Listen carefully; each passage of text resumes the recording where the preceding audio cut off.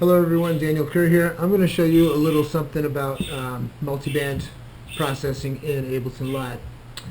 So here in Ableton I have a couple of clips from Cymatics sample packs and some Vast Vaporizer 2, which is a VST that I'm enamored with lately. And I've just made a little hook. Listen. Okay, I have all these tracks grouped so that I can process them, and I have a Voxengo span on there and a limiter to trap any frequencies that get out of hand amplitude wise, and the span so we can see what's going on. If we open up the UI, we can check it out.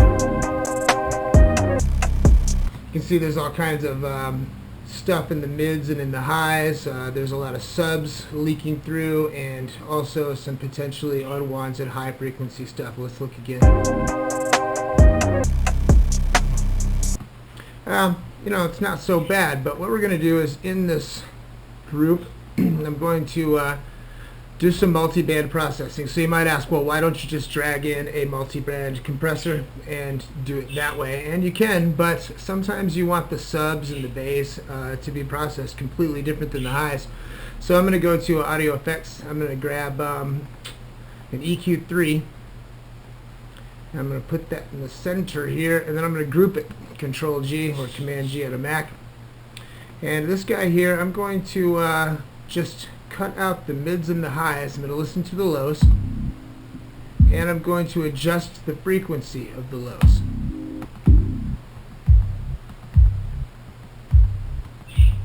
See, I really just want to process that frequency. I don't want a lot of the mid bass to come through, right? And I'm going to make a copy of that, Control D, Command D, and I'm going to solo the next one. And I'm just going to listen to the highs on the next one, and I'm going to mess with this high frequency.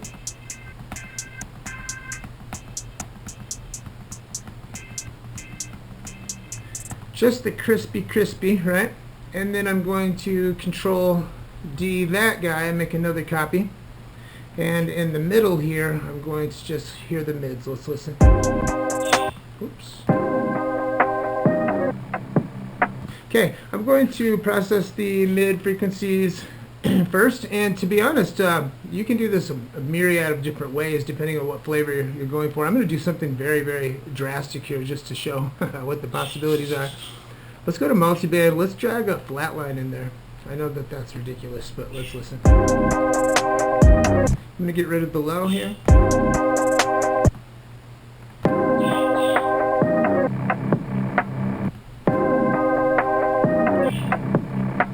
And I'm just going to grab a limiter and throw that in there as well after the flatline multiband.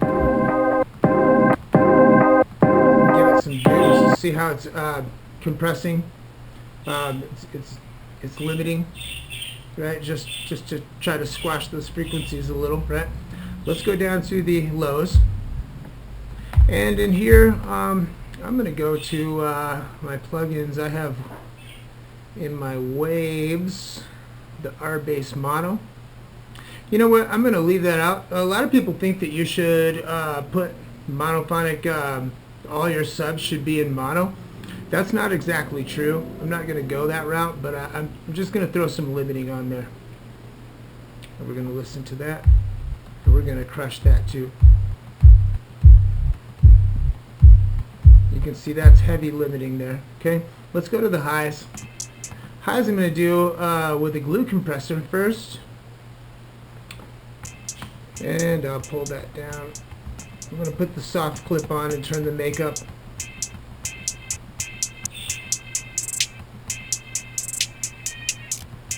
And you know what else I'm going to do? I'm going to go to my plugins. I'm going to go to Valhalla. I'm going to add a little bit of medium to short reverb.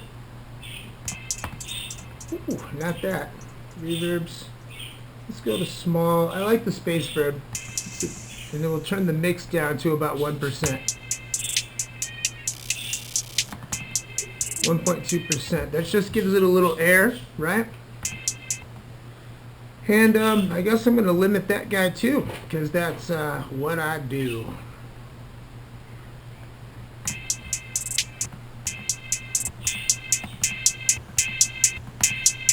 Okay, now I'm going to hear them all, but as you can see over here, it is heavily limiting. What I'm going to do is I'm going to turn all of these down, and starting with the middle frequencies,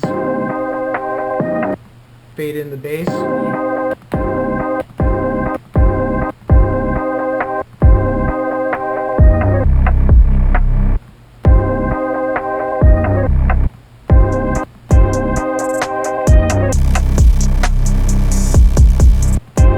Now this is in headphones. Maybe it sounds different for you than it does for me. That's likely, and if that's the case, I'm sorry, but I'm just trying to show you the process of how you can do things. I'm not trying to make it sound amazing for you. I think last what I'm going to do before the span here, what I like to do is I like to cut the highs and the lows. So I'm going to go to EQ and filters and drag an EQ8 after this rack. And I'm going to turn number 4 here into a hard cut. So I'm going to fade it in.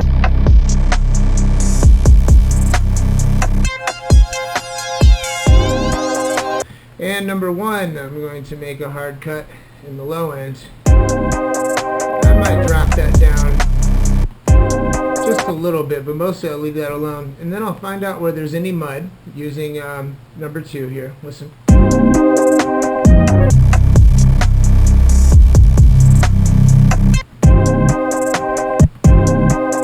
It's a little honky there, so I'm going to use the gain and bring that down just below the surface there. It's a negative 1.4 decibel cut, and then I'm going to turn the Q up so that it tightens it up.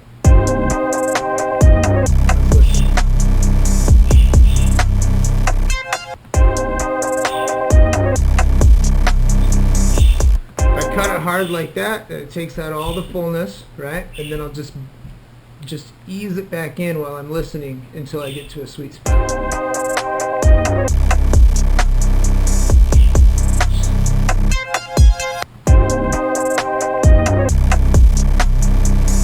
Now look at the span, okay? Look at this frequency.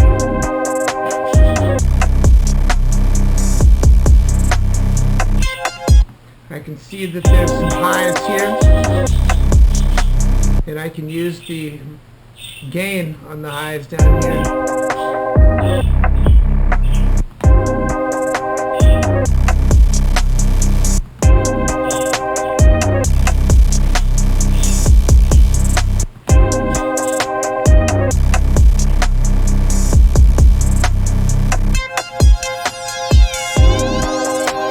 Now if I take all this and rack it, I can hear it with without and with. And what I'll do is I'll use this limiter to try to match the volumes here.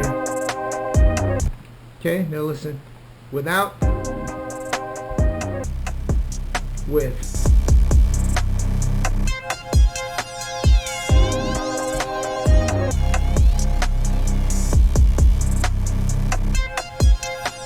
Now, even if that's not the type of feel that you would go for in your mix, you can see how this is very, very helpful. Like and subscribe, hit the notification bell. I've got lots more coming. Check out the Metaforming sample pack, link in the description. Be blessed.